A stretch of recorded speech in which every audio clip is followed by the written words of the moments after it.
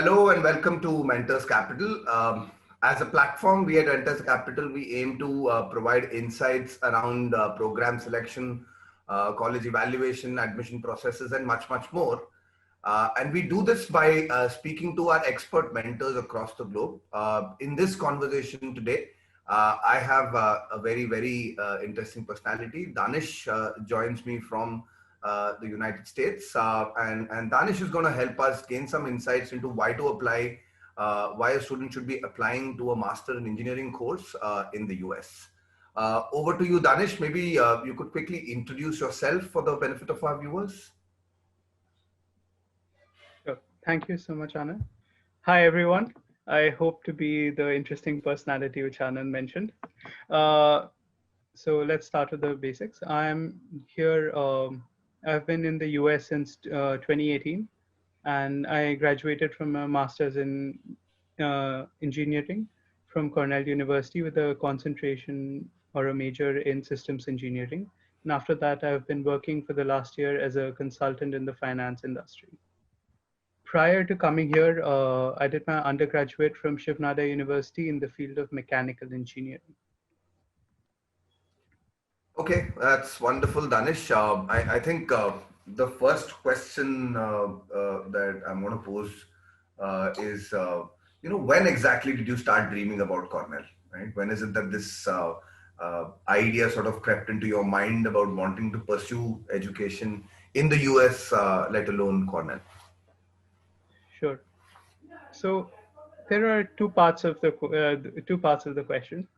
First is, when did I decide that I wanted to do my master's abroad, or when I decided to do my master's abroad, and when was it Cornell? To be perfectly honest with you, Cornell happened when I saw the letter of acceptance. Right. उससे पहले कोई उम्मीद ही नहीं थी. I'll be honest with you. The college is getting admission into college is a funny business. You will see there are these things, कोई बोलेगा शर्मा जी का लौंडा Harvard में चला, he got admission into Harvard, Stanford, MIT, and Wharton, and you're like, wow, that guy must be a genius. And what we have to remember is that think just think of it for a second. That person who was confident enough applied to these different institutions. So that becomes a very important thing where you're never certain till you get the acceptance letter. And I'll be very honest with you and very frank with you, even though I got into classes uh, I was very lucky to get into Cornell, I would say that I got rejected from University of California too. So please take what I say with a grain of salt, but again, it's a wonderful thing. Second part of your question was, how did I choose to go here? Why did I choose to go here? I kind of knew that I wanted to get into consulting, and consulting as a business is all about the thought process, is all about problem solving, understanding problems, framing solutions, and creating frameworks. And when I look at the top consulting companies, they are companies like McKinsey, Bain, BCG, TCS. These are the big ones. Right. But when you look at the original thought, where is the thought coming from? Like Porter's forces, or the Deloitte stakeholder matrix, or whatever you choose to use. They're mostly developed in the US. So I knew that US mein jana hai. US is the country because that's where the thought was happening. Right. Second part of the thing was, what course should I do? I kind of knew that I didn't want to get into business yet, but I wanted to approach problems systematically. Right. And that desire for systematic understanding and a multidisciplinary approach, because these are two very important things. There is no business which is a silo today. And second thing is, there's no problem which you'll see twice. Okay. This is not force equals MA anymore. It's a world where you don't get a formula. You have to think every time. Every time we get a new client, we have to think again. So I knew that my course had to address these two things. Right. And therefore I picked systems engineering and I picked Cornell. Systems engineering because it teaches you to think in a systematic way and using a systems approach. And Cornell because the motto of Cornell is literally like any person, any study. And I think they do it very well. And I think they stick to their motto. Right. So I think, in fact, your words ring particularly true because I believe Cornell University does indeed pride itself on not having a definitive final answer to any question, but focusing rather more on the process to get the right answer. Right? Is that right? Is that something that you realized in your time at Cornell? So that is a nice way of putting it. I would like to, and that is something we kind of went over in my course in systems engineering. So Mm-hmm. in systems engineering, it was always about figuring out, like, planning for the right process. And this is something which is extraordinary. Like systems engineering, just to give you a background, it was developed for the field of Cold War, right? It was developed during that time, and that was a field designed so that Americans never lost face in front of the Soviets. Like it has that kind of a background. It was a history where you get one shot, you get a millions of dollars, and you have to put that satellite into orbit. Right. You can't make a mistake there. So the idea of like having that process view in mind, having the idea of defining your success carefully, it leads to a situation where, of course, you can have multiple right answers. Mm-hmm. But how do you think about the problem? Mm-hmm. The approach to problem solving.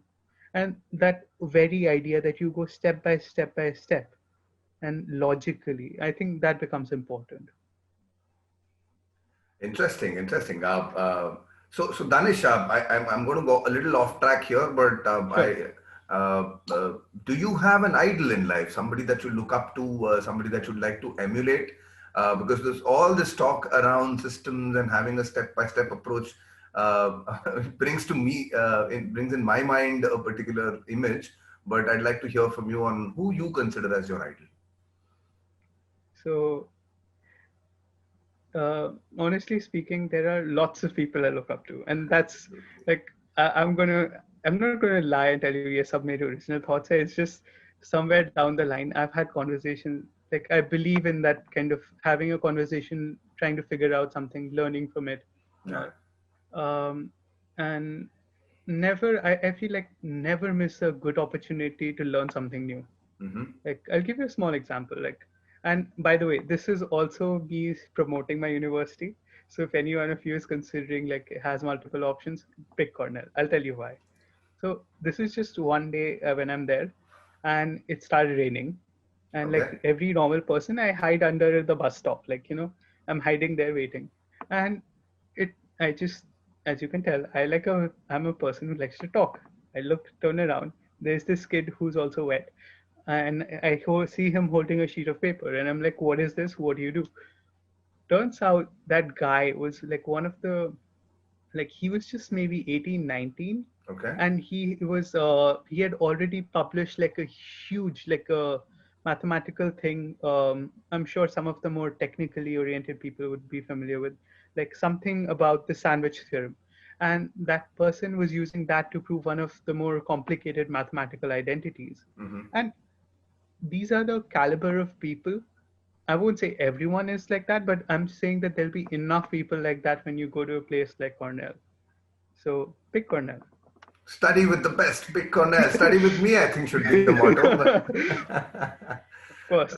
Okay, your point still stands, Danish. Okay. That, but to answer your question more directly, it's never miss a good opportunity to learn, and you'll find role models will prop up everywhere. Mm. And you don't need to learn from successes of people. Like it's always fine to even learn from someone's failures. Like if you think about it, you don't care who's Messi's coach, or you don't care who's Federer's coach, Mm-hmm. but then they are good coaches. So you don't always have to be the, like, idolize a successful person. Right. I mean, Right. teachers can Absolutely. be anyone. I think your journey is as inspirational as any other because I'm just telling myself here's somebody who at some point in time started thinking about the consulting industry, and aimed for the stars, if I might say so, because we're talking about the Bain, the BCG, the McKinseys of the world, right at right at the very top in the US, And TCS. and TCS, absolutely. And obviously, it's intriguing to me because for a lot of us, mainstream education or mainstream information tells us you want to make it into the top firms in the world.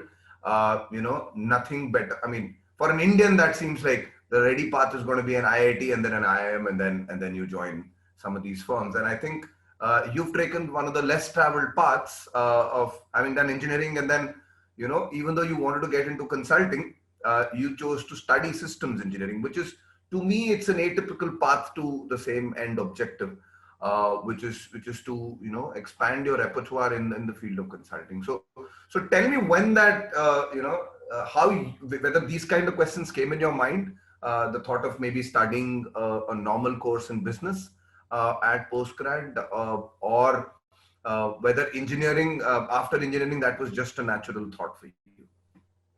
All right. So first things first. Uh, Saying that I studied engineering is a bit of a stretch, in a sense that, at least in my undergraduate studies, a lot of my time I spent to other extracurricular activities and research. Right. So it was always about, for me, I've always approached things, okay, what's the most, I know where I want to go eventually. I Correct. know what are the skills I need to take me there. But Correct. I feel like having this idea that you want to be boxed into a particular course like business to get there is, I think, something which is like a kind of like a misnomer. Like, Mhm. if you think about it, in business, what do you study? You study marketing, you study finance, you study strategy, etc. All of these things, man, like when you join these firms, when you join any consulting firm which is worth its salt, you will learn that no business plan is perfect, no business education is perfect, and it's anyway on the job training. So what you instead need to do is be malleable enough, and your mind should be supple enough and acceptable enough to think about things in a systematic way, organize your thoughts, present those thoughts in an appropriate way, and then once you're able to present a systemized logical flow of thoughts, only then can you get into consulting. So I don't think it's a lot to do with IIT IIM. I think it's just that the smartest people will end up going, like the cream will rise to the top. Mm-hmm. And in India, like IIT, IIMs are the top. Yep. And from there, they will get into some of these big firms. But not, but again, for those of you who are not into IIT, IIMs, for those of you who are thinking about other avenues, I would just say that as long as you have the clarity of thought and the patience to send in 1,000 applications to each of their offices, you will get there Absolutely. If talent doesn't get you there, perseverance and hard work will. I think is the motto. with a bit of luck. Never discount luck. Absolutely. Absolutely. And this is something which, so I'm reading this really interesting book called The Black Swan. Okay. And let me give you an apt analogy from that. Hmm. Let's assume that you're Bali ka bakra, or a goat before Eid. Mm-hmm. For the 364 days before Eid, you think these people are awesome. They're feeding me. It's the 365th day which you realize what's happening. Similarly, on the completely flip side, it's the 999 different applications you will send out, the 999 efforts you will do. By the way, this doesn't happen in college, this happens after college, which doesn't get seen at all. Hmm. Like, you won't know why you're doing something. But the thousandth one, the thousandth application will get you an interview, will get you a job, will get you that application. And I think that without doing those 999, I'm not saying you're learning something. I'm not trying to be all mushy mushy about that. But I'm saying that you don't know when that thousandth will happen. It could happen in your first, it could happen in your 10th, it could happen, like it may never even happen. Why don't you That's make something it? you have to get Why don't you make it a little understanding. more specific? Talk to us about the biggest challenge or failure that you met along this process, of application. applying to schools and considering schools, maybe considering programs to apply. The one thing that challenged you the most in that process was what?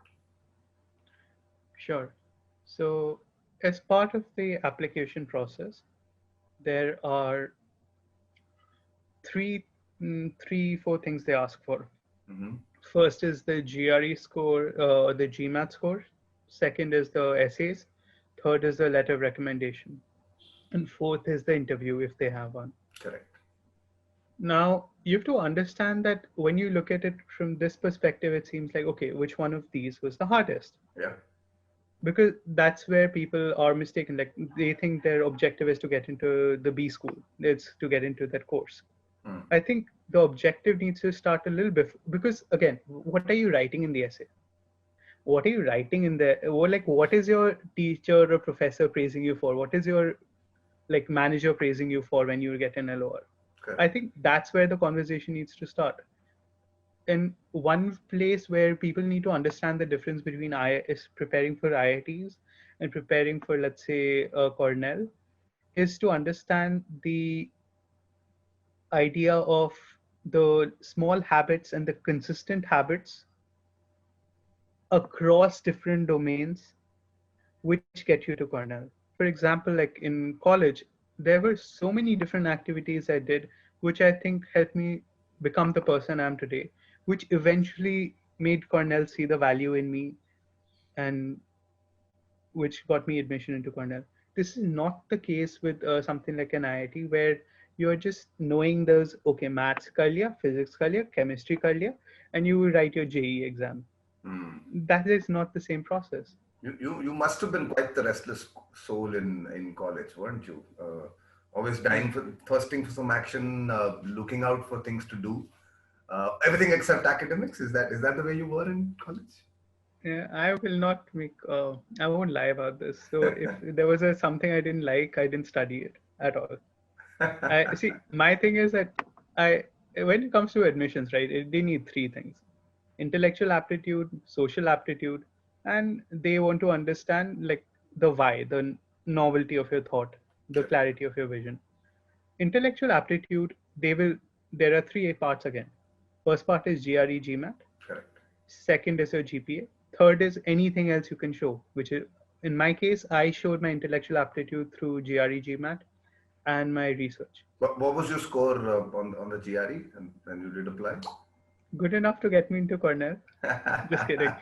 So I got into, I think I got in my late 320s, I think 326, 327. Okay. That sounds like a manageable score for most. The band of 320 to 330, it's still tough. It still takes a lot of doing, but it doesn't sound that out of reach.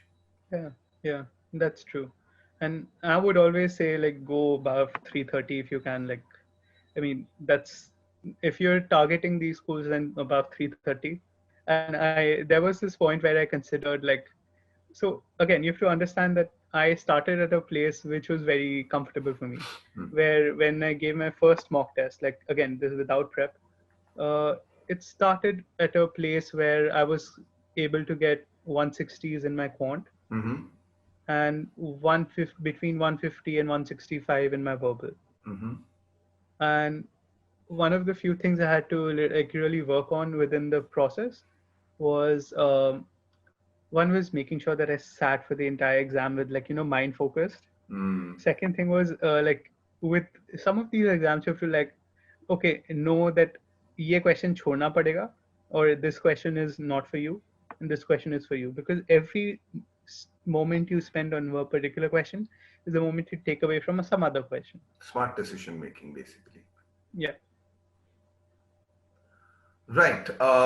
Okay. So interesting. I think I think what I take away from this conversation around the test score around GMAT, it's good to target a 330 plus, but even if you get in the 320 plus range, do apply because I mean there are other things on your application which could really stand out and create that kind of impact. Yeah. Beautiful. So Daanish, why don't you tell us about what you're currently doing? What because I'm very intrigued. Systems engineer, you're working with TCS. I'm sure you get in touch with you're keeping in touch with technology and the way it's impacting this post-COVID world. So what are you currently working on? Sure. So presently, as part of TCS, I work in their pre-sales team, Okay. and I work as a consultant in the in focusing on the finance industry. Okay. By finance, I mean banking, financial services, and insurance. Absolutely. Now, the fun part of this job is that I have to make sure that I'm the one normally who interacts with the clients and understands their pain points, like Right. straight up. Right. And the best part about it is like I'll normally work in teams of 3 or 4 where it's me, a technical expert who's like AI, ML, all these fancy terms you hear, that Mm-hmm. one. Then there'll be like an industry expert who will be like 30, 40 years of experience, Correct. like, from insurance or whatever field they would be in. And there would be normally a client partner who's basically to make sure that we are talking to the, like, who will be setting up the things from the client perspective and the client side. Correct. So, and cumulatively, like, I once actually sat down and did these calculations, and they had cumulative experience of around 100 years plus. And So that's amazing. Like, that's the best thing anyone could hope for. Like, at least I could hope for as like a 23-year-old coming out of college. Like, that's the best job I could have asked for. amazing. Stacking up against a century's worth of experience, that does the way you put it, Yeah, it does sound pretty yeah. impressive. A- and I'm talking about the work experience, not the life. Like, and it's like that little dot on top of that 100, that domino, which my experience stands. But I Right. kind of make up with it with my enthusiasm. Absolutely. I'm sure you don't leave any stone unearthed for that. On a scale of 1 to 10, uh, on your job, how much technical know-how do you get to use? How much of it is, let's say, client management, and how much of it is business knowledge, right? So Sure, three parameters that I'm probably asking you about. sure. So let me first say that every project is different, right? I Sure. normally have a thing where I'm working on. So there are two kinds of things I work on. One is proposals, the other are projects. Mm-hmm. Proposals are where we haven't really, we don't have the client has not agreed to the project yet, and we are just doing effort in hopes of getting the project. And second is the project is where we have a clear deliverable and we have to address it. Mm-hmm. So there are, I'll give you an example of two different extremes of projects. So one of the projects where I'm working on, where I worked on, was there was a huge multinational insurance company, Right. which was in commercial real estate, which is like, think of insuring all the McDonald's locations in India, etc., Right. Right. Right. plus US, plus Europe, etc. Correct. Correct. Now they had this problem where they weren't, like, because of whatever system problem they had, they couldn't give insurance in time. Mm-hmm. This kind of created a situation where they were like the laggards in terms Mm-hmm. of the industry parlance, and our job was to figure out how can we make this better. Now over here for a project like this, it was my like, again, these are not questions anyone trains you for. This is not where your technical knowledge comes in. But Correct. the approach I had, like, of approaching things systematically and using some of the systems engineering tools, as well as the ability to learn like the entire, so I had to like read academic papers on location handling and all of that stuff, and like do all of that stuff. And that, my research skills which I developed in my undergraduate, plus my ability to think logically from those are the skills I used. So that's the technical skills. Correct.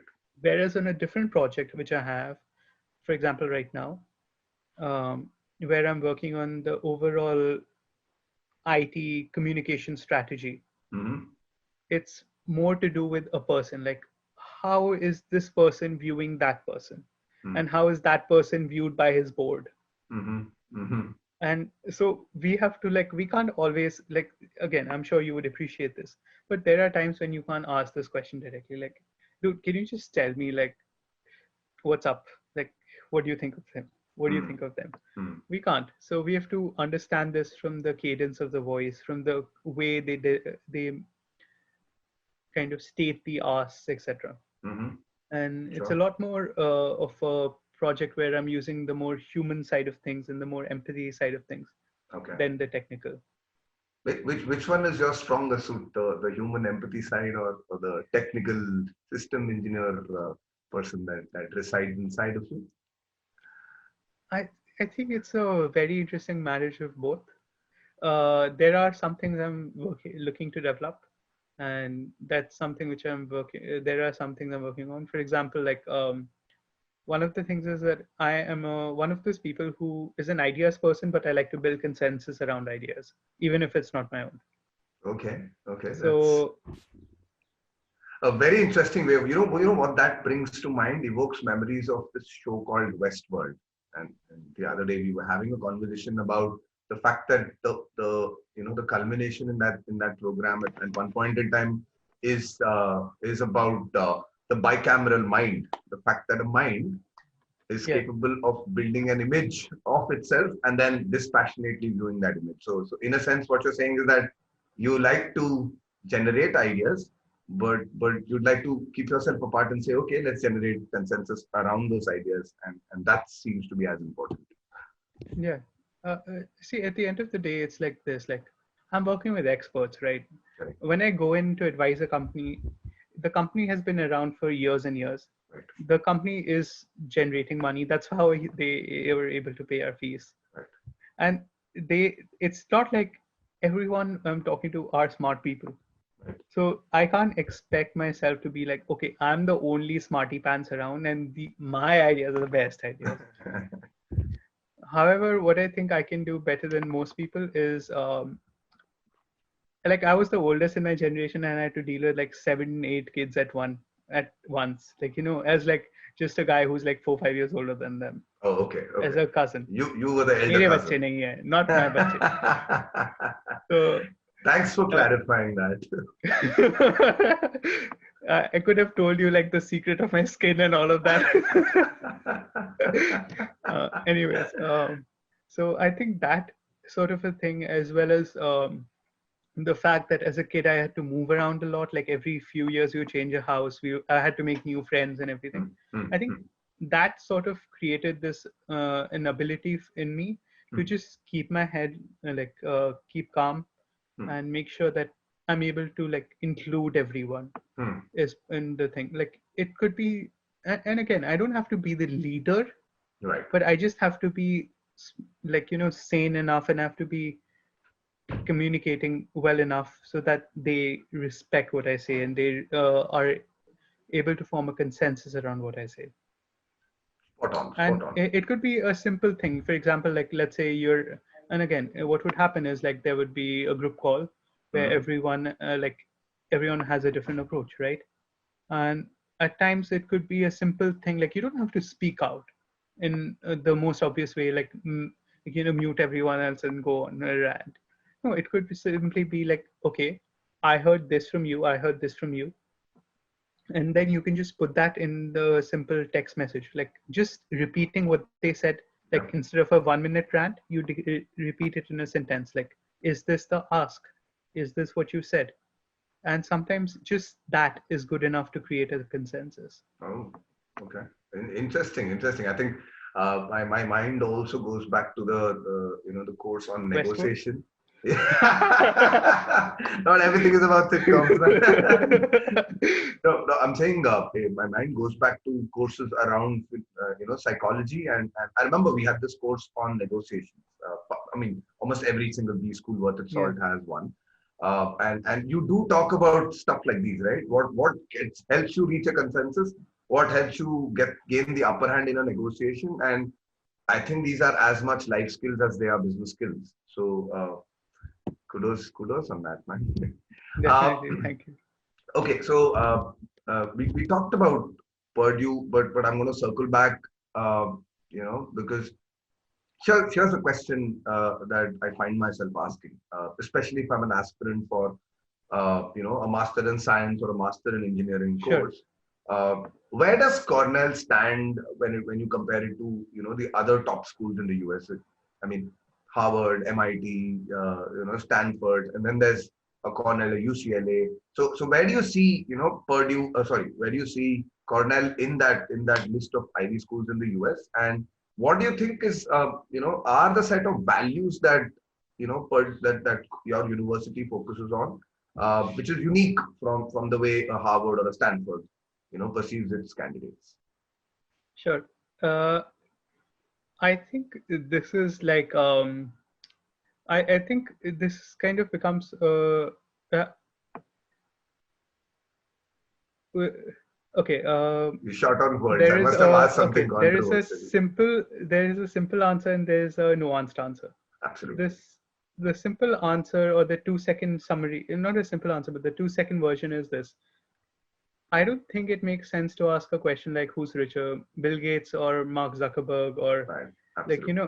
because at Absolutely. the very top, if you're at Absolutely. the very top, like the differences are negligible. Like, Beautifully put. I couldn't have done a better job. and in terms of the nuance, I think it comes down to the course you pick. See, when it comes to this level, the margins are very fine. For Mhm. example, Cornell has a particle accelerator. Right. These other universities don't. Okay. And the particle accelerator, how I got to know is it was under my building. And I was just brave. And for a project which we had on robotics, I was like, see, I didn't know the coding part. Okay, I built the robot, like I made the thing, but then I had to go because I didn't know the coding. I was going out and spray painting the thing so that it could be used as a decorational prop. And when I was spray painting, I met a girl who was working in the lab, and she told me, dude, we have a high particle physics acceleration lab. And I was like, wow. Like, and that's not And here something I which am is there. spray painting my tool. So, okay, it comes back to what I said earlier. Like, just talk to people. You will learn something. Like, it's Right. amazing how much people around you know. And Uh, coming back to the answer which I was giving you, was that at the very top, it really comes down to what you want to do.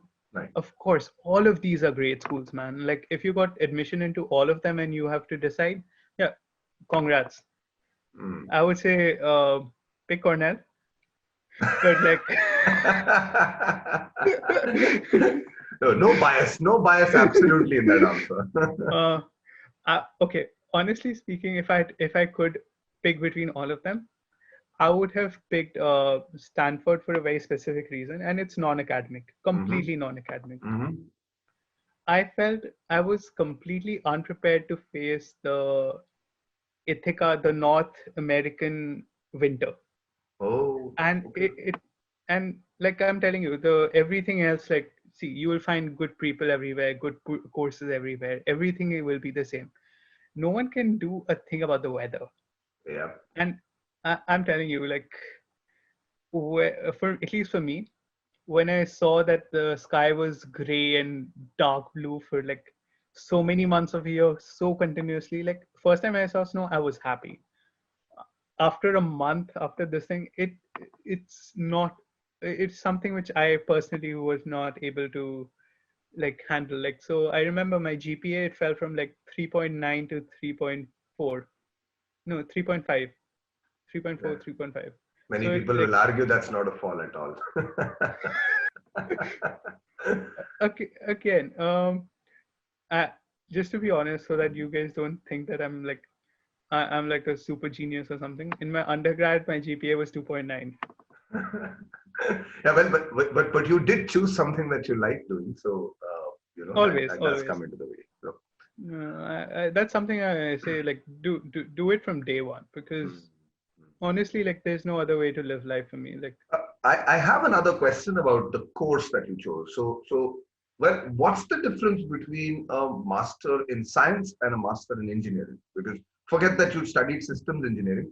To me, both an MS and an ME, they do sound technical programs of study. sure, So what's the basic difference then between a master in science and a master in engineering? sure. So, uh, just a second of context. US is one, I think, the largest number of patents filed that happen in US, Right. and a lot of their intellectual power comes in the universities. Correct. The universities are, as they say, run by grad students, not by Mm. professors, by us grad students. Mhm. Now, MS and PhDs are what you have to understand as courses which are built for research. Mm. M.Eng and a Masters in Engineering, along with MBAs and all these other things, are professional degrees. Right. They are designed for people who want to get into the professional life, not research. Correct. In my context, the difference was less nuanced and more financial.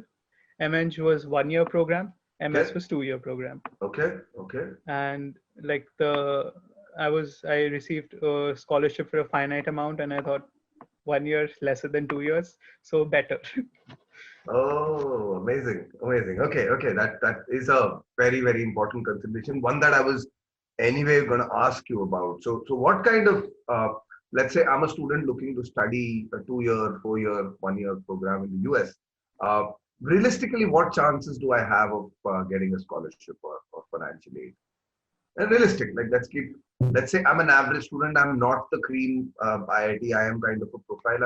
I'm average. I 7 pointer or so in college, GPA in college.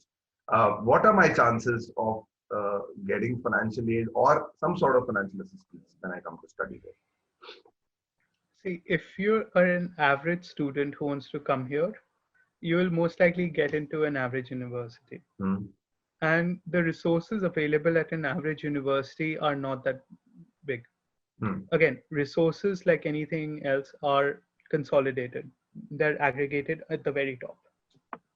You would see Harvard and universities like Harvard, Cornell, Yale, all of these big universities like Stanford, whatever, the top 10, 15, 20 universities, they will have an supersized endowments from which scholarship money comes. Right.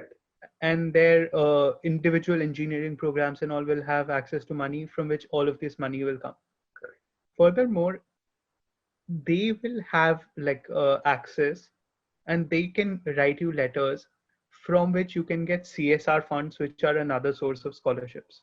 So Correct. it's, and in therefore I would say that if you are planning to come here as an average student, I would say I think you should double think.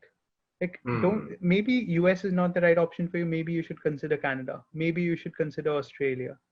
Like, maybe you should consider New Zealand. Like, there are plenty of other places. There are plenty of other things. And the way US is designed, it's not a cheap place, man. And Yeah. if you have like, if you're an average student and if you're coming here without a scholarship, I don't think it's worth it. Right, especially if you're unless you're in one of those step programs where you get optional training, OPT. Yeah, Otherwise, the visa makes it very, very hard to survive after the program, doesn't it? yeah, definitely. Okay, Um, sorry, you were saying? I was just going to go on. I have this thing where I think courses like Egyptology are a Ponzi scheme, where the best career, best career prospect for a Egyptology major is to become professor of Egyptology. Egyptology. So it's like a vicious cycle Yeah, in a it's a sense. Ponzi scheme. Like that's how it works. Absolutely, absolutely. And therefore, like I mean, even economics degrees come with a STEM. So I Right. think like if you're going for a program which is non-STEM, like see, But when it comes to sociology, right?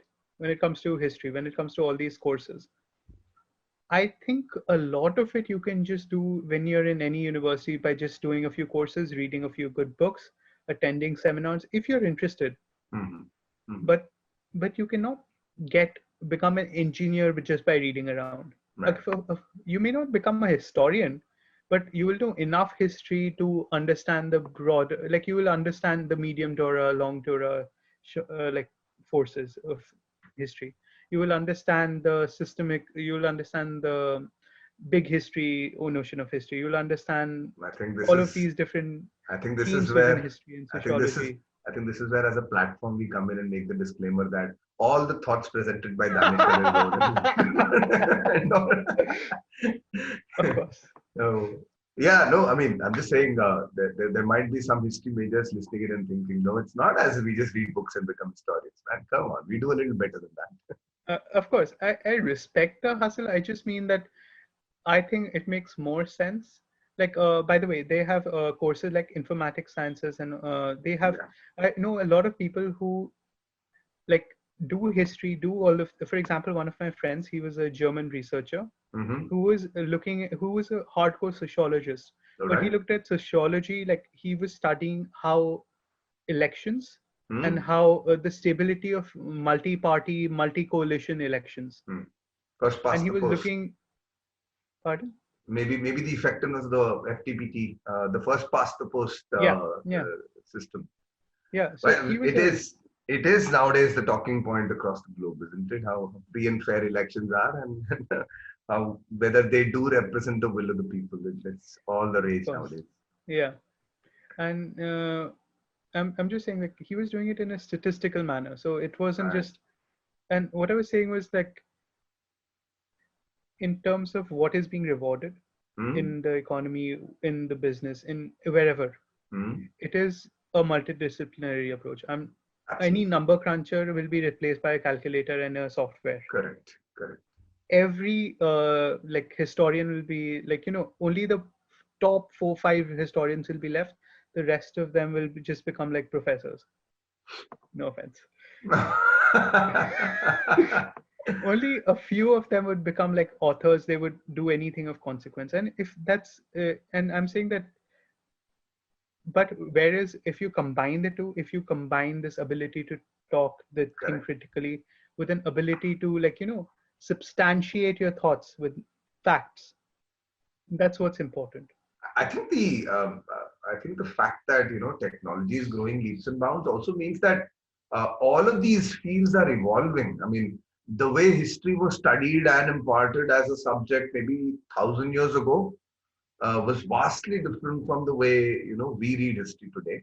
And I think the way we'll read history in the next 2 decades later, I think it's going to be vastly different. I think you're bang on in saying that. I think technology and social media has a big role in how history is perceived and how it's disseminated. And uh, yeah, I think the trick is multidisciplinary, as you rightly pointed out. Right, you can see that Yeah, many of these fields which relied more on human psychology. So, for example, HR, right, as a field which specifically looks at hiring and training and recruiting. I think a lot more data analytics has come into that field. Increasingly recruiters do look at a lot of data around candidates and not so yeah, much the human element of let's get him onto an interview and evaluate him. No, I think data has a role to play now in even filtering candidates out. So I think the field is evolving in a sense. yeah, definitely. Um, And Sorry. it's a very interesting thing where you look at what even what I think is one of the most important things, or the skills I would say for the next few years, Mm-hmm. is the ability to just figure things out on the fly, Mm. is the ability to relearn. Mm. Because, like, I see this in what I do, right? I Right. work as a consultant, and honestly, more for most of the projects, it is how do I automate this work? How do I make sure that it's faster? How do I make sure it's more efficient? And a lot of what I do is essentially replace middle management. Like, it's going to be a situation where it seems a little damning, and it's maybe it's a talk for another time. Um, but it's certainly interesting what you will, like, in a sense that if you're not multidisciplinary, you're going to be phased out. Yeah, I mean that's a real fear that a lot of us live under, right? I mean, a lot of the jobs are going to go obscure very, very soon, and companies like yours would make sure that that happens. Data entry jobs and accounting roles, and you're working in the BFSI sector. I'm sure. I mean, almost everything there can be automated. So I shudder to think what's going to happen without the proper thought and without proper upskilling, like you're pointing it out. I think being multidisciplinary in approach, I think needs to start early. You can't get into a master's course and then decide to become, multidisciplinary. I think you need to start, college maybe or even school with that thought in mind. Yeah, and the thing what I want to like not to be too again, people should not be too so negative and pessimistic about this Mm, view, mm, because it's not that hard, honestly mm, speaking. mm, mm, mm. If you're reading, like, again, these are things I do. So it's not that I'm saying these are impractical things like read one book a week. No, I read one chapter a day, dude. Like, but I do it consistently, and I try to listen to like in the mornings. Like I listen to these podcasts and the news Hmm. sources. Hmm. So Hmm. and I make sure, but I do it a little consistently. And I think Hmm. that you don't need to do too much, but you need to do that minimum amount, and you need to do it consistently. Yeah, I think that's a And very practical piece of advice that you're giving. Sorry, please yeah, continue. I was saying that there was something we learned, which was the T-shaped engineer, Hmm. which was that you have like a broad set of skills and a Okay. specialization in one. Okay. Wow. So Okay. the idea is that it doesn't have to apply for engineering. It can be for basically this is an approach I would suggest you inculcate for interdisciplinary and multidisciplinary thinking, where you should have an approximate idea which each of the functions is doing Correct. and maybe specialize in one or two of them. Correct. Correct. At least have a deeper foundation in one or more. Yeah. So there's this guy, Naval Ravikant, Okay. really famous guy. Uh, he talks about how you should target three areas. So I'm sorry, I lost you there. You said I target just three. said like yeah. So you instead of a T, you can think of like one, two, Three three. pillars. Three pillars. Yeah, Okay. Okay. Three better than yeah, one. That makes sense. yeah. It's the right amount of diversification Correct. because like we are all humans. Like I can't expect everyone to be suddenly like Udemy champions and Coursera champions. Be realistic, man. Yeah, yeah. I know. And Udemy can, I mean, all of these MOOCs can give you, can allow you to learn by yourself, but by no means make you an expert all at once, right? Absolutely. Yeah. Okay, so I think we've understood how, we've understood enough about your program, Masters in Engineering, about Cornell. I think we understand more about Daanish the person now. But there's also this the typical question around, I'm going to go live in the US. I'm going to live in a foreign country. How do I prepare myself for it, right? Were you how since you thought about this early enough, I'm sure you had done your research about the places that you're going to live in or study, and how you're going to adjust to those places. You did talk about the weather, North of America versus the Midwest. Any other considerations that came to mind, and anything that surprised you, right? I mean, you did all your research, you went there, but were you still unprepared in any one aspect when you joined Cornell? So one thing I think everyone should like. This is something I saw across the board, right? Yeah. And this is something which I kind of noticed. When you're coming here, are you coming here to live in America or a cleaner version of India? In a sense, let me kind of elaborate on I that in a bit. I think I get where you're heading with this, but Yeah. So what I noticed was a lot of people, again, no disrespect to you, and a lot of people who might be listening and who might have done this, but like they come here and then go to all these Diwali parties. Why? Because samosa milega free mein. hmm, And I get it, dude. Like I get being a hungry broke grad student. I get it. But like but then they miss out on so many different avenues. And what I would say when you're coming here is that if you don't have the ability to plan your life, you will not do well. Because like what happens, what I think is very important over here to be happy is you don't just have to plan your work, you have to plan your fun. A lot of people come here and they're trapped in the cycle of Netflix and chill. Like or just Netflix, even worse.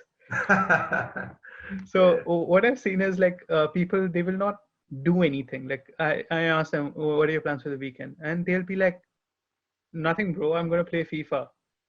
I'm going to Hmm. chill. Like, dude, you Uh, could have done this in India. or Why I'm did gonna you hang come out, here? or I'm gonna hang out with my Indian buddies at the Indian Yeah, yeah. neighborhood. No disrespect to the Indian community and people. I'm just saying that Yeah. challenge yourself to like expand yourself. Like what I would do is like I would divide my day into 3 4 parts. And okay, morning part it would be like it could be sometimes I just want to sleep. Afternoon part, like I would, let's say I want to go for this event. Evening part, I want to go for this event. Night part, I want to go for this event. Yeah. Normally it was that You're morning you it used. you're using event to overshadow some of those controversial details. That's what we call So them nowadays, events. so I wouldn't say that. Like it used to be very No, no, chinthy, right? I'm just So kidding. like morning was basically I used to kind of if I had a lot of times I had a No, long but I mean, work, right? before you go get into this in earnest, I'll take a step back and I'll ask. Okay, Sure. so what you're trying to tell us is that it's important for a student to come in with the mindset of integrating within the community, larger community within America, and not within your specific community of Indians or Gujaratis or South Indians or North Indians. Yes. So try and sort of mingle. But my fundamental question is, why is that important? I mean, what's wrong with somebody uh, deciding to work, study, and then go live in their own bubble, right? Why would you say that's not a good way of perceiving or planning your life out in the US, right? Is there anything that what specifically that is it that you're missing out by doing It's just more fun. that? Okay. Like a simple, I, the simple answer is this: like when you're coming here, right? You're looking for something which you're not getting in India. yeah, You are like a lot of people are going to be spending lakhs of rupees yeah, to get what they absolutely, can get in India. Like absolutely. you, in terms of the content, right? You can get pretty much the same content, if not better, by signing up in EDX and Coursera and all of that. When you What get you a don't get is brand, the what you do yeah, you also won't. get is the brand of the college or a university, and having studied in a particular state in the US. So I mean, sure, Uh, you get a lot of I would these. say that is kind of debatable because I have seen a lot of some of my friends. I mean, I won't go into the names here, but like what they will do is they'll go to 1 week for Stanford and they'll put Stanford Business School on their LinkedIn. Yeah, ऊपर लिखा हुआ आ जाएगा. And I'm sure you would see a lot of people like that. And at first glance, it's good enough for most people to accept their connection request. So in the branding, you can get easily. It's way cheaper. There are cheaper ways of getting branding. What you don't get is community. Hmm, hmm. I And think I think yeah. Go ahead. Sorry. what I was saying was this: like when you're here, right? Like you the ability you get to just interact with different people and from different backgrounds, from different cultures, from different ideas, like they're amazing. Like I know one, like I am interacting with one person who I think and I hope for him, like he's a really close friend, and I hope if you're listening, uh, I hope you become the president of France one day. Wow. Okay, I hope so too, man. And uh, again, it's just that it could be naive thinking of like a 19 something 20 something year old, Yeah. and there is someone who wants to do something back in Africa, like he wants to for his own country. What I'm trying to say is that you will never like meet, like when you go and just mingle with the Indian community, yeah, there are more Indians in India. Why do you want to go to a foreign country to mingle with the same? Yeah. I think yes. You won't. What you won't get in India is like a person from this country, that country, all of them studying together, except maybe at Sharda University.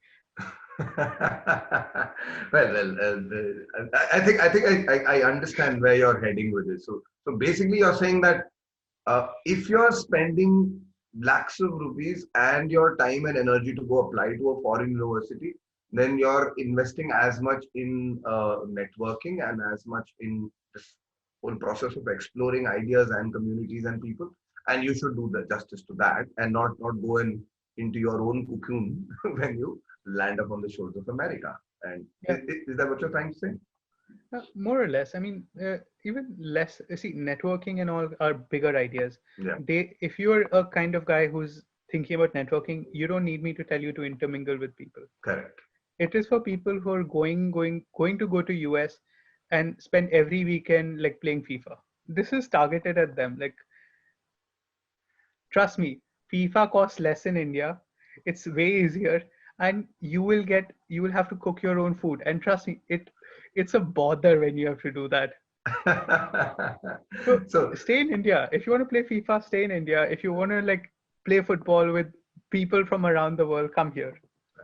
Like, it's that simple. Like, I think this is a great time and a great sort of vibe we have in this interview to get sure, into the rapid fire round, because sure. I think we're already crossing over into the fun element of the interview.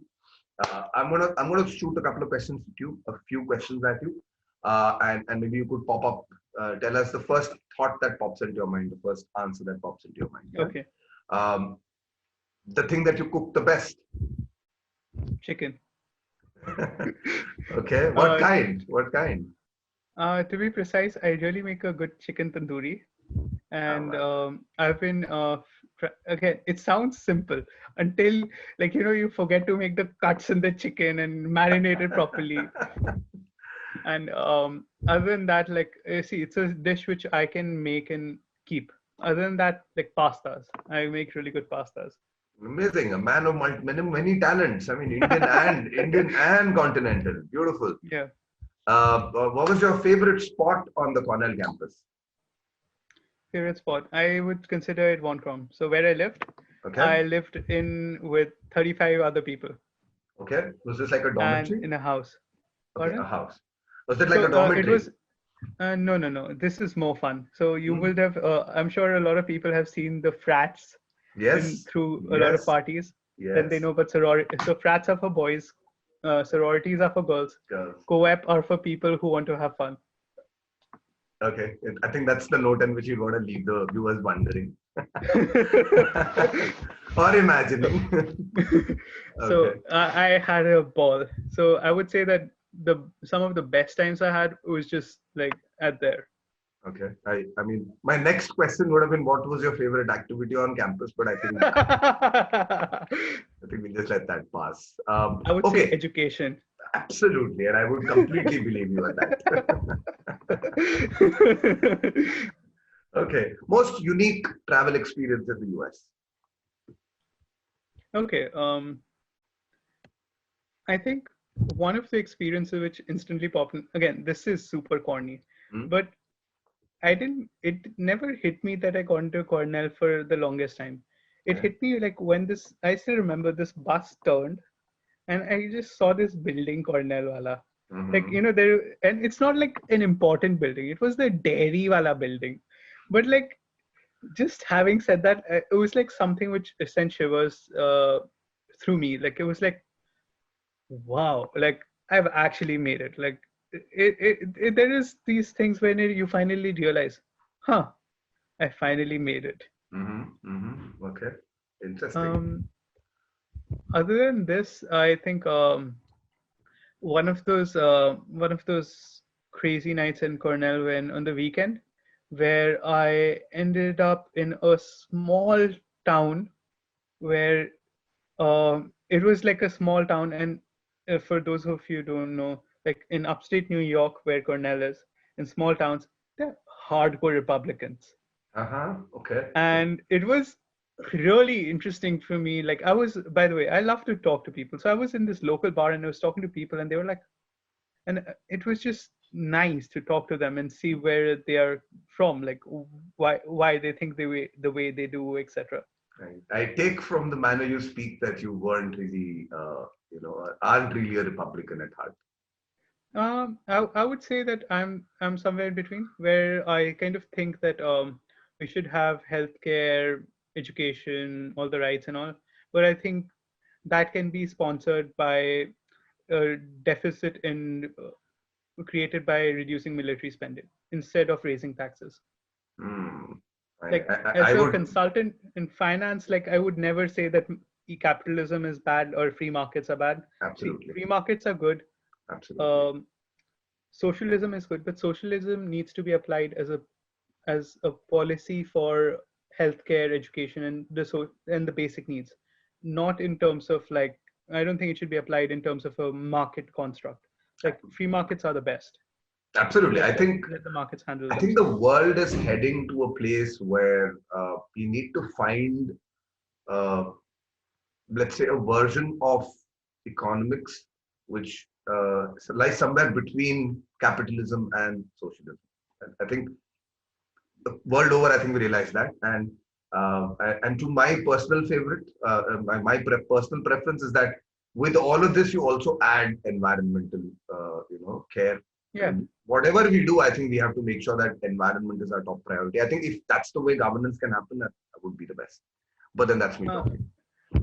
I am a little more cynical about the environment. Like, I don't think like, uh, people are just not designed that way. Like, in a sense that they I can't meant understand abstract problems absolutely.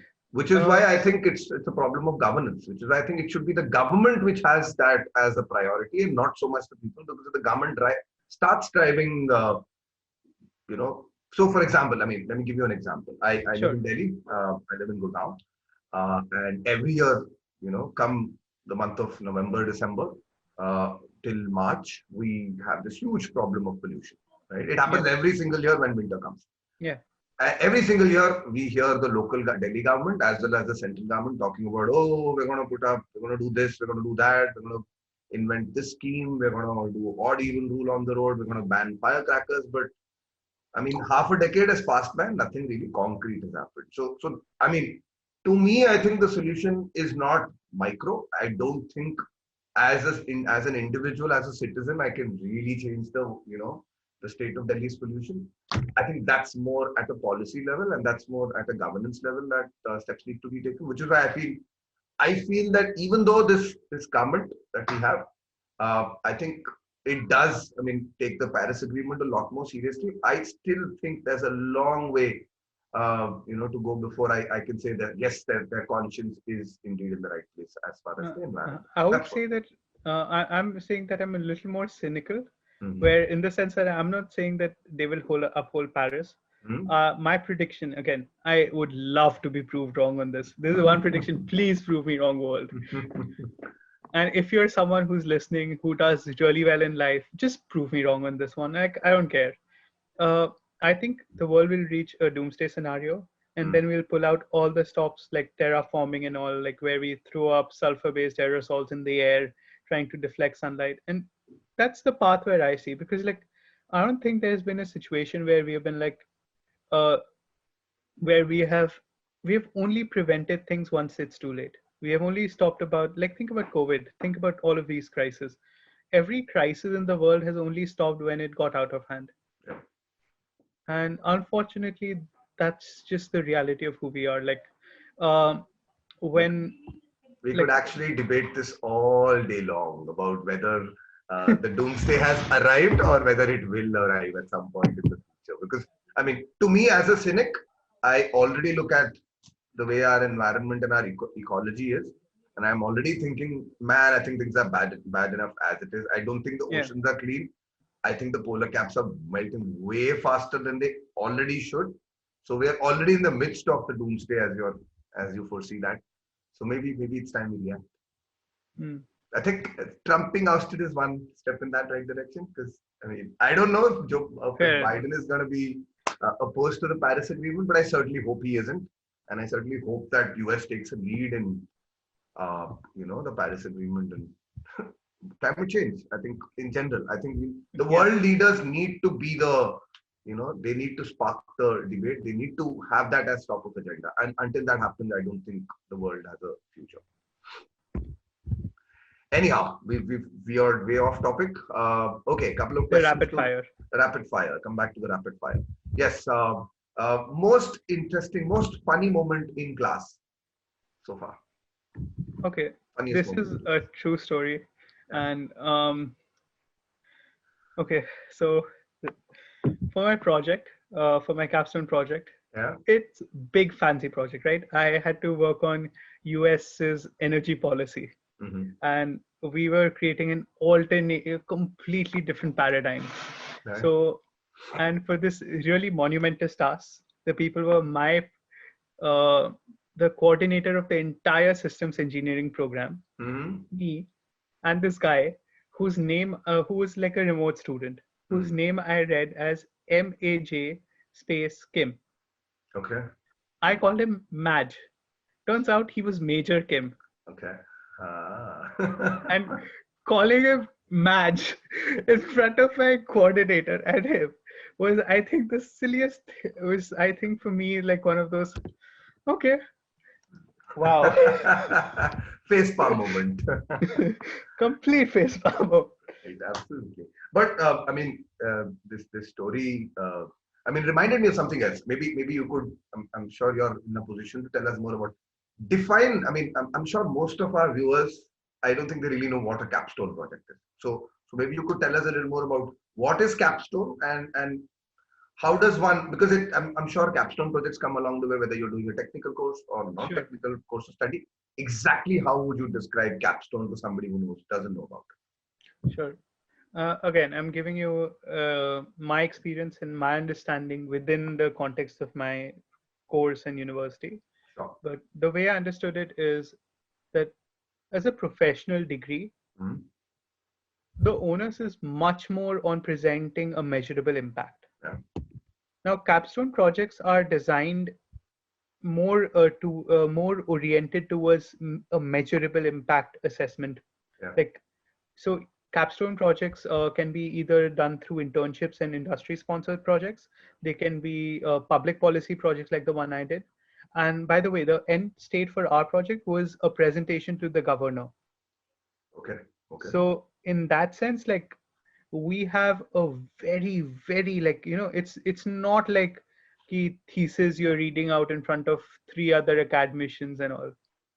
Right. This is like a project which a measurable impact. Like one of my friends, one of his projects was he had to like when the Trump China escalation was happening, he had to help a company reorient and redo its supply chain and move it Wow. from China to a different place. I need to figure out that strategy for them. Wow. And Wow. so, in that sense, in a great university, capstone projects are projects where you'll be asked to make a discernible, measurable impact in a time bound manner. Beautiful. Beautiful. So more like, do these work like internships or are they part of your course? I mean, is time set aside? Are credits given for capstone projects? Uh, capstones projects are given credits. For example, mine was 6 credits out of the total number of credits. Right. But the more important thing is time given. Right. Right. You're like, if you're making an energy policy for a country, if you're like trying to read out a supply chain of a company, like, time is like, you don't have a period, like, this maths period 9 to 9:30. No, what you have to do is That came out wrong.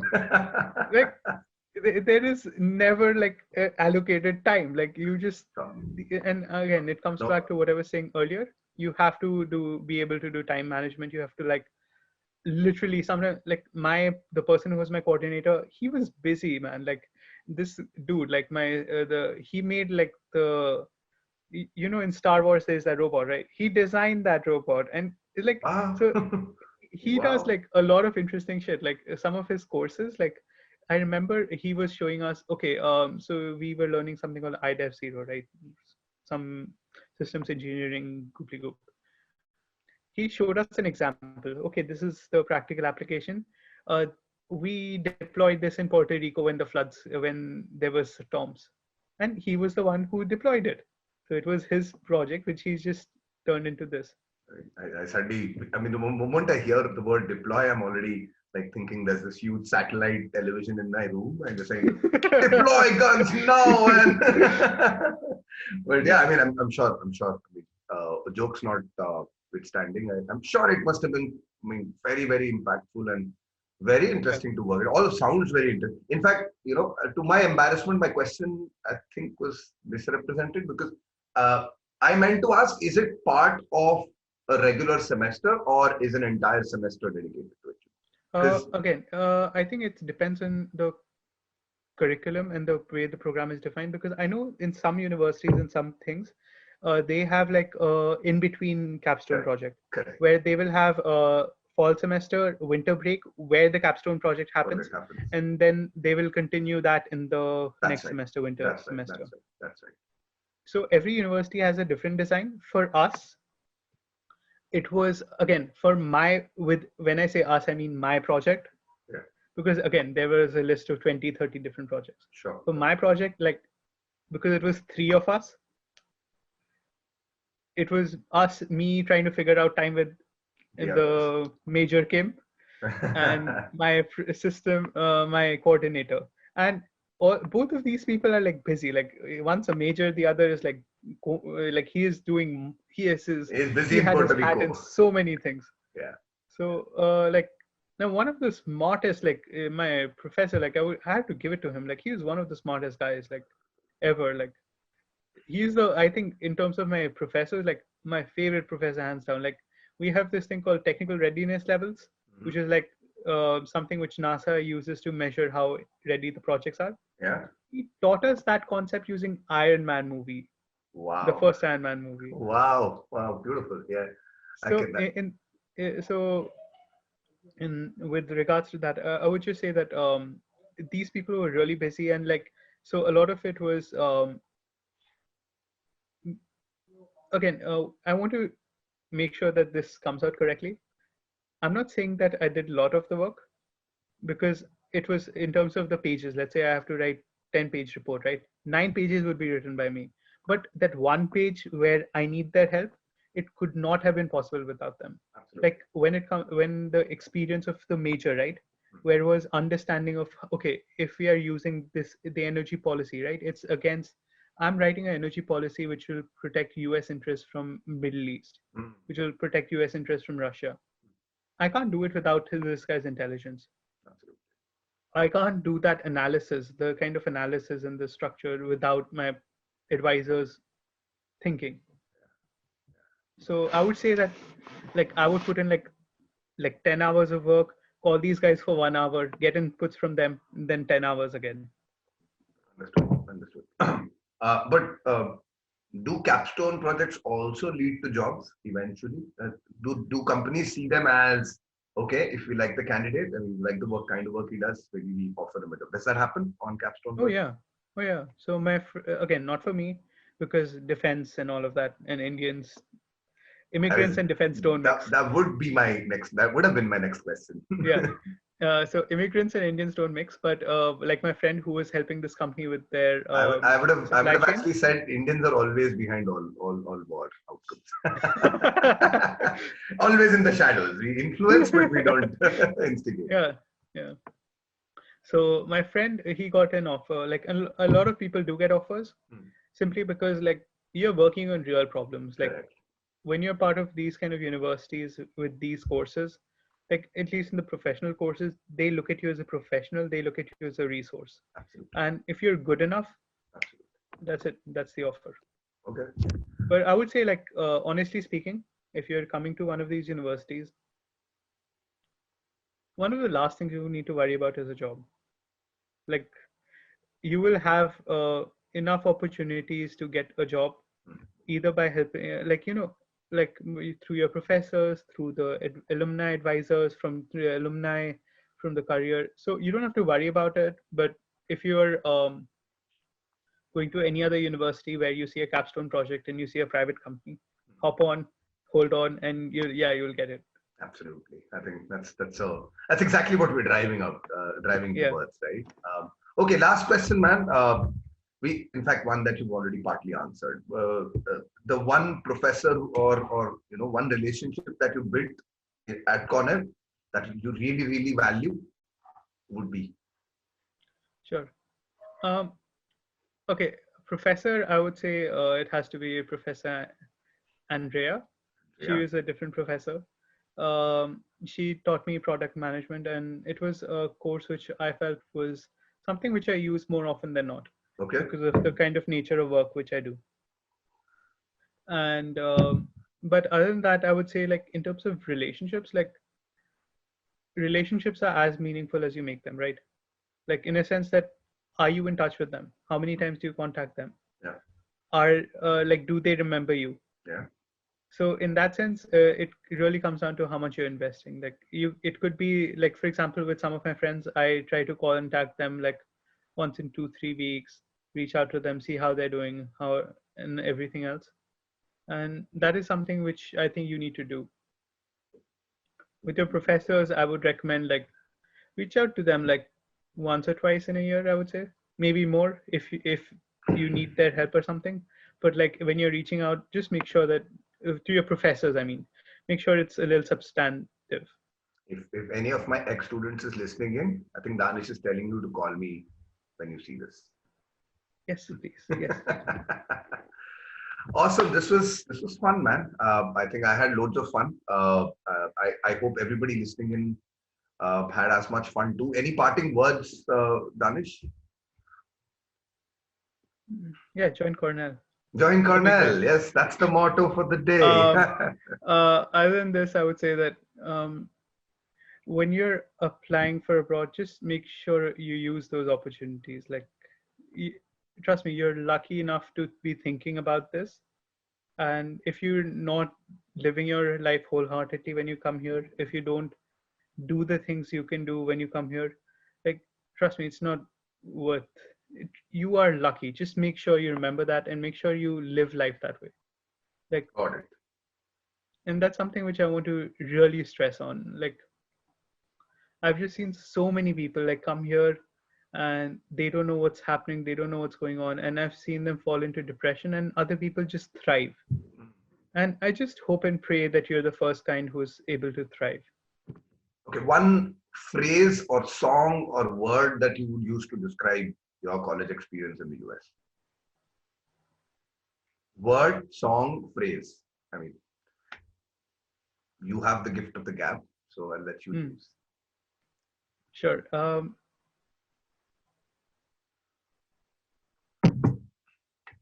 Okay, let me give you one word that I have for today's interview. I'd say immersive. Right? To me, the word is immersive because Yeah. I mean we talked about a lot of things, but every single thing that we talked about, Danish made sure that we immersed ourselves wholeheartedly, took a big dip inside it, and got completely dirty. So I think immersive is the way I would describe this interview. So I think that's a very good word. I should have used that one. maybe we'll edit this part out. Maybe you can say immersive for Cornell now. Join Cornell. It's immersive. But honestly speaking, it was just such a great adventure. Like, it was just so many things I did. Like, in a weekend, I learned how to do the Chinese yo-yo. And I learned how to, like, I had What's a the pet Chinese gold. yo-yo? So, okay, so a regular yo-yo is like one string and it goes up and down. A Chinese yo-yo is like, dholak, right? Yeah. Imagine, let's say you tied a string around the center of the dholak and you have to balance it with both the hands. Oh, okay. Oh, okay. So it's a little larger. It's done like that.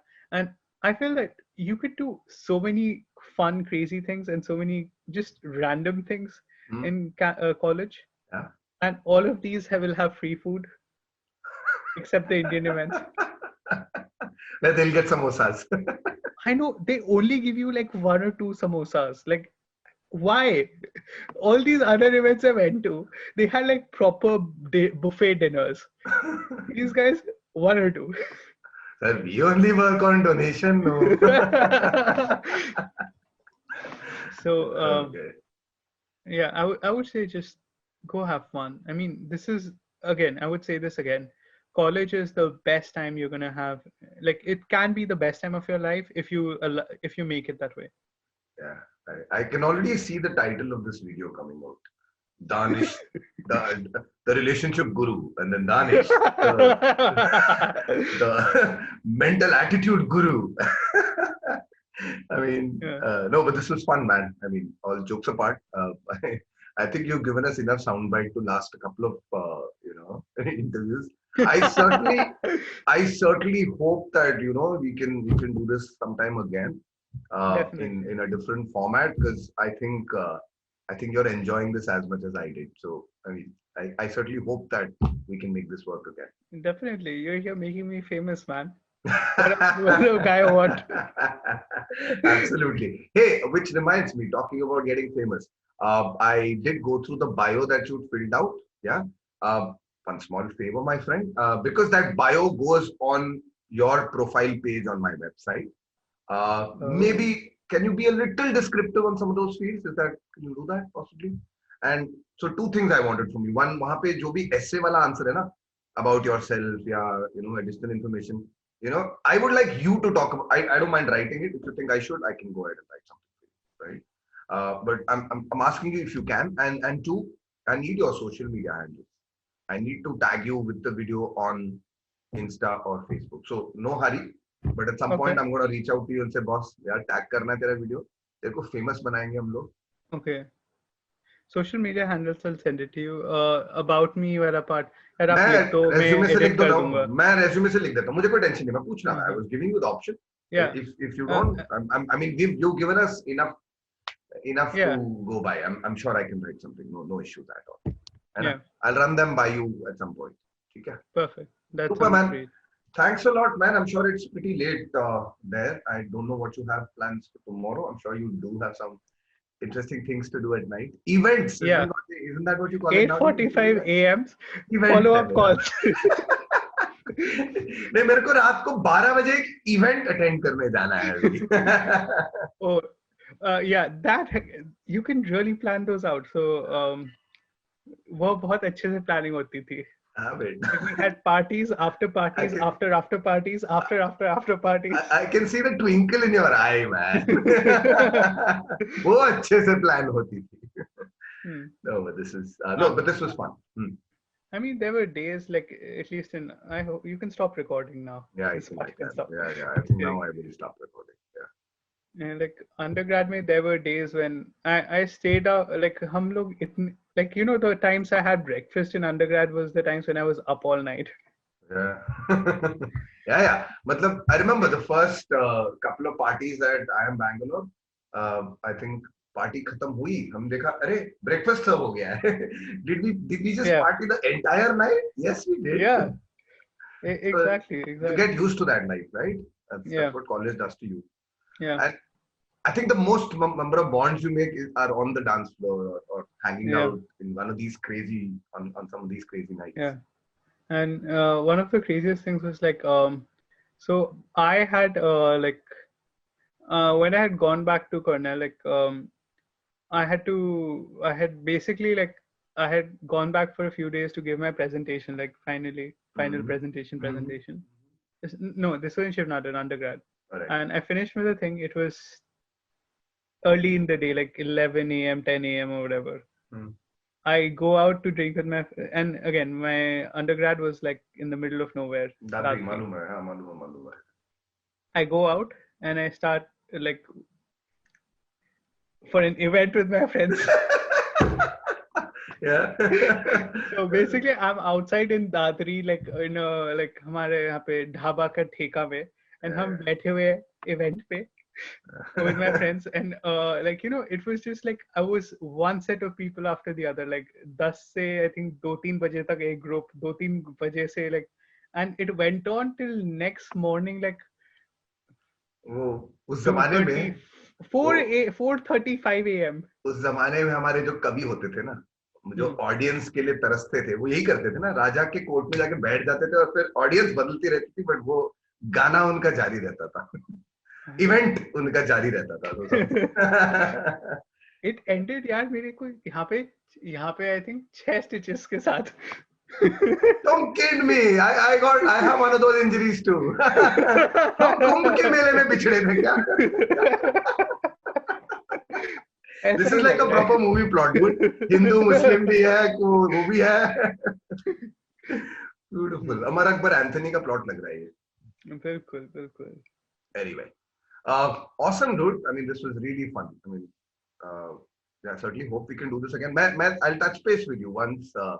You know, we have all of our stuff ready and the platform is more or less up to go live. I'll come back to you. I'll ask you because we do have thoughts on how we would like, I mean, possibly to connect you with individuals. Because at some point in time, मेरा perception है कि यार लोग आकर के पूछेंगे यार ये इस आदमी ने जो बोला मतलब मजा तो आया, इससे आप directly बात करते हैं. So I certainly hope we reach a stage like that, and I'm surely going to come back to you. Yeah. To discuss. By the way, like just a fun news. So just yesterday I got to know, so there was this guy I was helping with his application essay. Cornell में admission करवा दिया लौंडे का. अच्छा, क्या बात है? कल ही की बात है. ताजा खबर. अरे too much. And उससे पहले like the people have helped out. Fortunately, like all of them have gotten like really good schools. And I'll be honest, like एक दो ऐसे like actually बोलना नहीं चाहिए because सुन लेंगे तो मेरी नाक कट जाएगी. recording नहीं, रिकॉर्डिंग पक्का बंद है ना. अरे recording बंद है, मतलब तू टेंशन मत ले, edit मेरे हाथ में है. तो basically there was this friend of mine. I didn't think उसका कुछ होने वाला था. Anyway, but I helped her, coached her properly, like hardcore coaching किया उसके साथ. उसका जॉन्स हॉपकिंस में हो गया था. Wow. She's studying medicine there? नहीं, a different course. Okay. But उसका हो गया था, and I was like, I deserve it. खुद को ताली बजाए उसमें तो. No. Because that's the thing with mentorship, man. I think at some point in time, पता नहीं अभी तेरे को वो feeling आया है कि नहीं आया है, but sometimes forget the outcome, right? I mean, selection हो गया वो तो है ही है, मतलब you do take immense pride in that. But sometimes in that conversation itself, you can figure out कि यार मैंने एक difference create कर दिया. Like you know what I said resonated with that person, and so it will reflect in the answer from that point onwards. If it's an essay that you're talking about, or you know, a career that you're talking about. So yeah. And it's also like a way to clear up the clutter in your head, right? When you have to state something to someone else, like you can't just go blah blah blah. You have to go like piece 1, piece 2, piece 3. Absolutely. It's like teaching maths, man. I wish that's the formula would do, but you need to give me the assumptions, the context, and then okay, here's how the formula helps, right? So that's exactly what jobs we have as mentors, and that's exactly what I think you should be doing on my platform at some point in the future. So yeah, man, stay connected. Definitely, Anand. अभी तू event कर अपना, है ना? And I'll touch base with you very soon. ठीक है boss. Okay, thanks for your time, Daanish. Very sweet of you. I'll thank Lakshmi on your behalf. I think उसका काफी बड़ा role है इसमें. I'm gonna thank her yeah, like with Lakshmi, it's like I don't say no to her. Like she's a great friend of mine. Like I don't know if you know this, at college में उसको मैं आधे time तो it was just like she was so in the second year she was the cultural secretary of a university. Basically unheard of कि इतना junior बन जा, कल sec बन जाए and all. And like पूरे time like half the time she was screaming at people, the other half I was telling her, Lakshmi, have you had lunch? Have you had dinner? So that aspect hasn't changed. She's still very much the, you know, go keep doing something or the other around the world kind of. Oh yes. Still is. Yeah, very much so. That's the way that I've known her ever since I was 8.